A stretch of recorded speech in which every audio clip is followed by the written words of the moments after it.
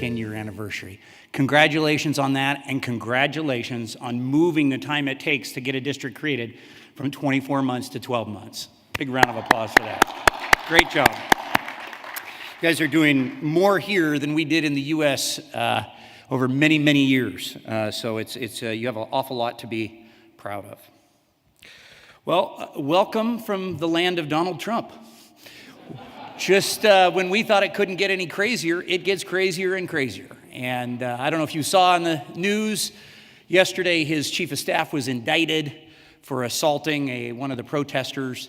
The good news is most commentators don't think he's got any shot of winning the general election, but it certainly has been a wild and crazy ride, and every rule that we thought about politics before has changed. This afternoon, well, for me, it's about 3:30 in the morning. So this afternoon, I wanted to talk to you for just a minute about what tourism improvement districts are. I want to talk about the growth of these districts. I'm going to talk to you about a national study we did about a year ago, and then I brought along 3 case studies for you this afternoon.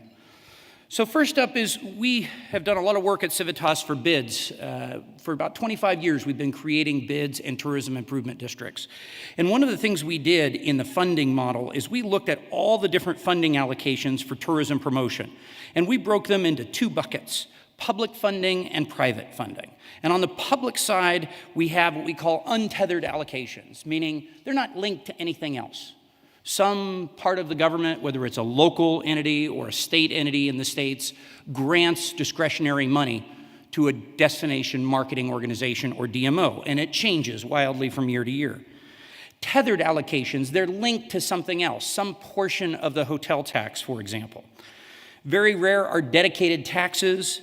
We've seen some sales tax increment financing where you actually look at how much sales tax is generated in one year, and the next year, that overage attributable to tourism gets funded back into tourism promotion.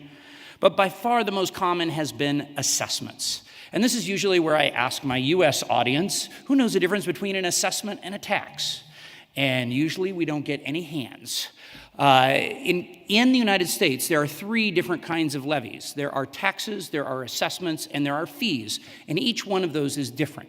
The hallmark of assessments is that they're based on benefit, that you must provide benefit back to the payers. And so these historically were used for sewer lines and water lines and roadway improvements. And in fact, the concept of an assessment dates back to early English common law. About 50 years ago, some folks said, why can't we use that same model for our downtown activities? And the first business improvement district was born. And about 25 years ago, some folks in California said, if we can use it for sewer lines and we can use it for downtown improvements, why can't we use it as a stable source of funding for tourism promotion? And that was the very first tourism improvement district. Now, on the other side of the ledger, the private side of the funding, you're all very familiar with these: membership, sponsorships, event revenue, and contract services. We see destination marketing organizations doing all of these. So what is a tourism improvement district? Essentially, it is an assessment on the hotels, and predominantly it is hotels driven. In some places, there are some other tourism-related businesses that are included, and I'll talk about that in just a second. It's collected by the city or county, and it's managed privately by the destination marketing organization. So I want to tell you one thing about bids in terms of, and all of you I know have a lot of experience in bids, there are 3, in my view, really important characteristics of bids. And we can use the word dig. It's like a California, like we dig bids, right? Dig. Dedicated funding is number 1. Number 2 is the funding is in addition to what is done before, or the services are in addition. That is, the services are supplemental. And 3, governance. Governance by the private sector, okay? Those 3 really important characteristics of business improvement districts. They also are key characteristics of tourism improvement districts. They are dedicated, that is, the money cannot be moved to another place. They are supplemental, and they are governed and managed by the private sector. So the assessment is done one of 2 ways, either based on a percentage, looks very much like a hotel tax, or a fixed rate per occupied room per night, $1, $2, $3. It is stable, the money can't be diverted.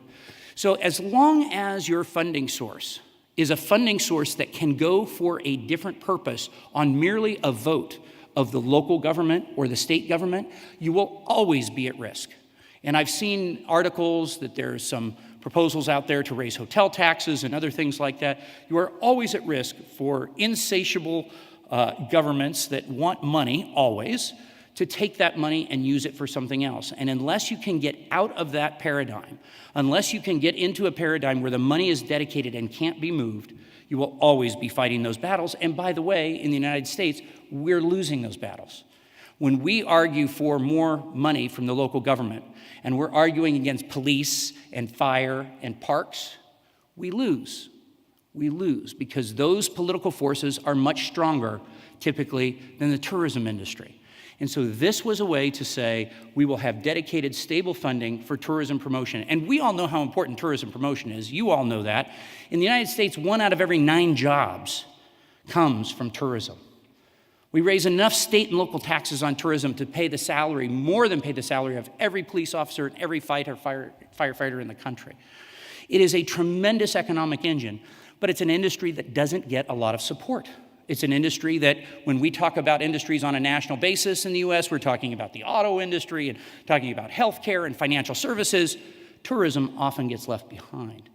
And so this was a response to that problem, to say we want something that gives us our fair share, a dedicated source for tourism promotion.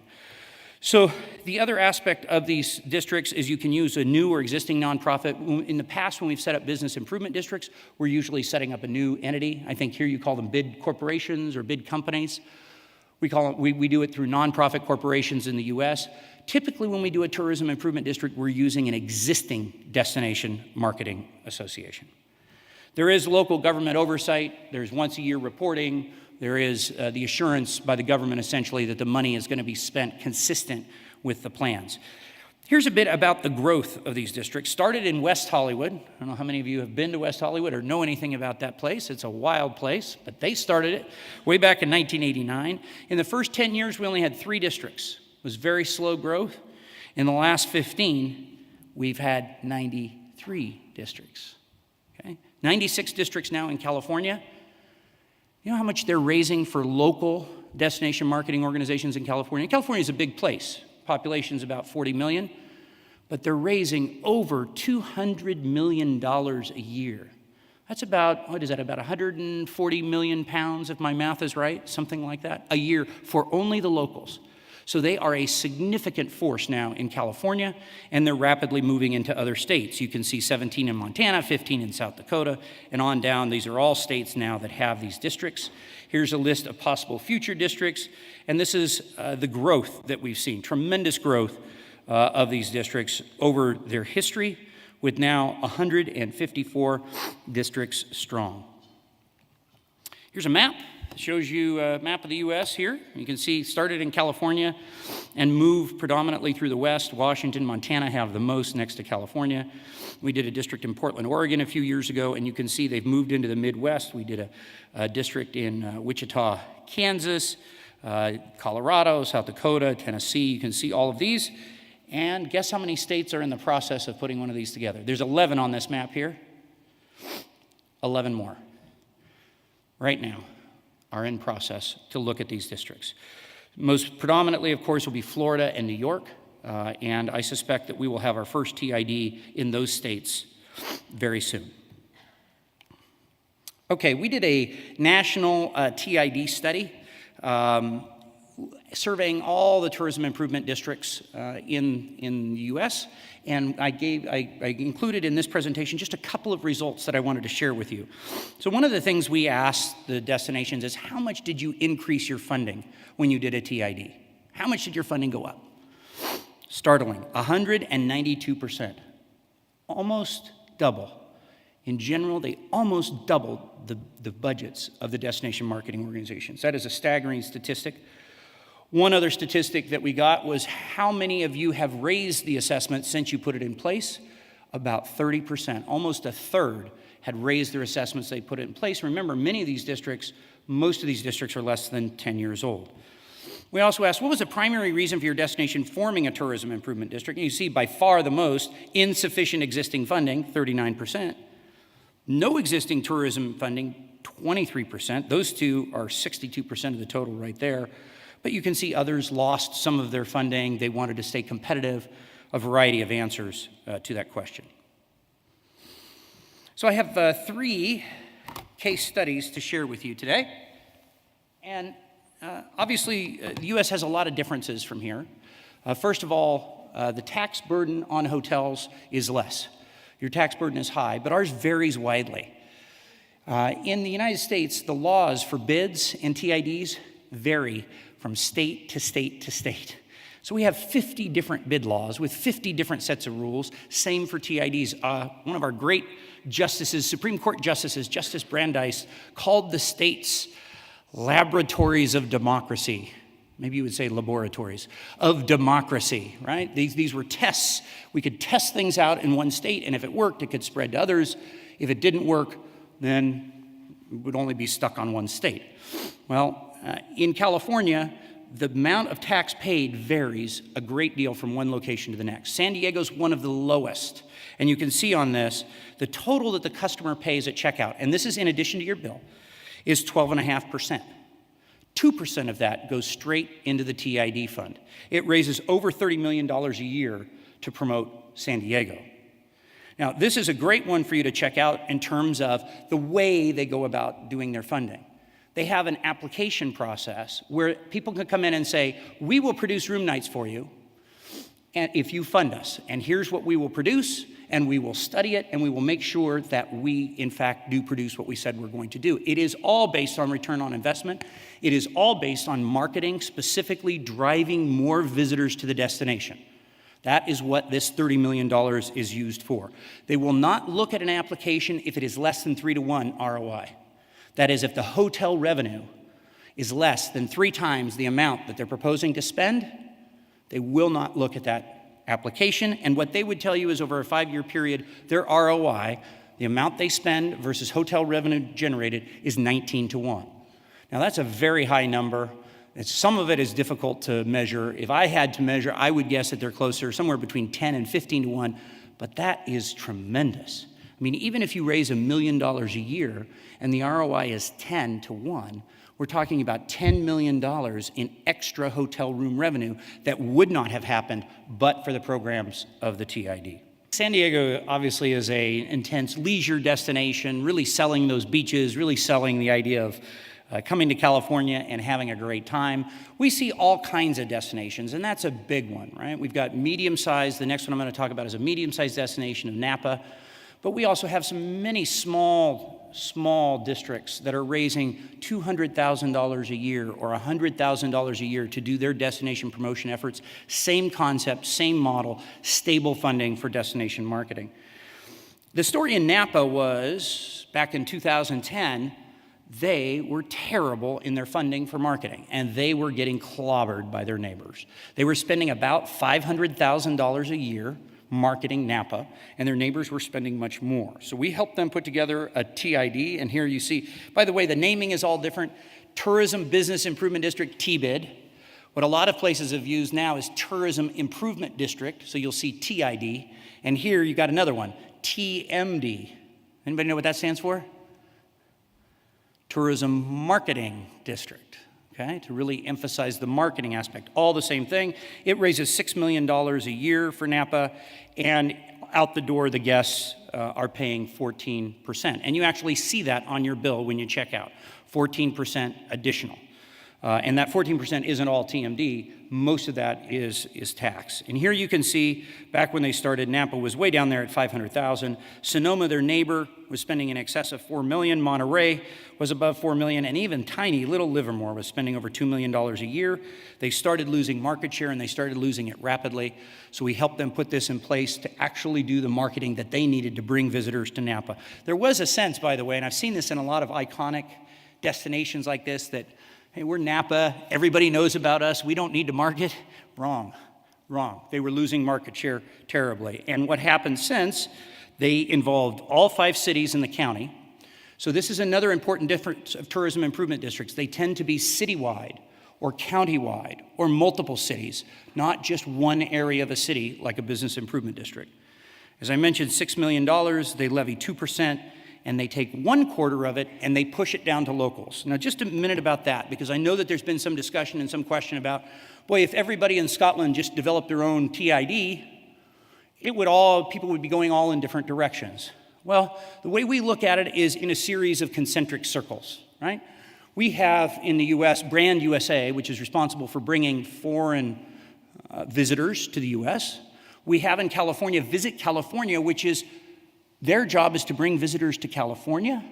And then we have individual destinations whose job it is to bring them to those individual destinations. And here in Napa Valley, this organization brings those visitors to Napa Valley and then gives 25% of its money to those local cities to say, now bring them to your local cities. So the cities of Napa and Yountville and St. Helena and Calistoga, all these cities get 25% of the money raised there, and they promote the local cities. It's a system that works very, very well, and they've had some tremendous results, all the way back double-digit increases in annual lodging revenues year over year for several years, and you can see still posting numbers of 9.5% increase in total revenue in the destination. Their ADR is up, their occupancy is up, their revenues are doing phenomenally well. One other case study I wanted to share with you, this is another, I cannot hold on to that remote. And then one other case study I wanted to share with you is that of Visit California. This is another very large organization, but I thought it was interesting to share this concept. Because we have so many of these throughout California, there's all kinds of destinations. There's urban destinations, there's rural destinations, there's beach destinations, and we've got ski destinations. In fact, I know the folks here from Sweden were looking at somehow on the tourism front incorporating potentially a TID. We've got some ski-centric tourism improvement districts in Mammoth and in Lake Tahoe, among others. Visit California is responsible for marketing California as a whole. They have an activities and budget plan, they write a marketing plan, and they assess industries across the state. On lodging, their amount of assessment is 0.2%, just under 0.2%. So it's a relatively small amount, but they also assess restaurants and retail that have tourism revenues in excess of $1 million. And overall, this structure, with all of these various components, including car rental and including others, raises about $100 million a year to market California. They have a 37-member board, and you can see it's a significant structure. The one other thing I did want to share with you, there's so much more to tell you, and I'm sure you have lots of questions. I'll be happy to answer your questions here today, or if you would like to email me, you're welcome to do that as well. What we've also done at Civitas is we created a website just for information about these districts, and we call it tourismimprovementdistrict.com. tourismimprovementdistrict.com, and what we post here is information about these districts. So all 153 districts that are out there, including Inverness, you will find on this list, on this website. We also post articles. Whenever we see articles on any districts like this, we also post laws. We try to post as much information as we can to make this really useful to people as a resource. So with that, I will say thank you. Thank you for having me here today.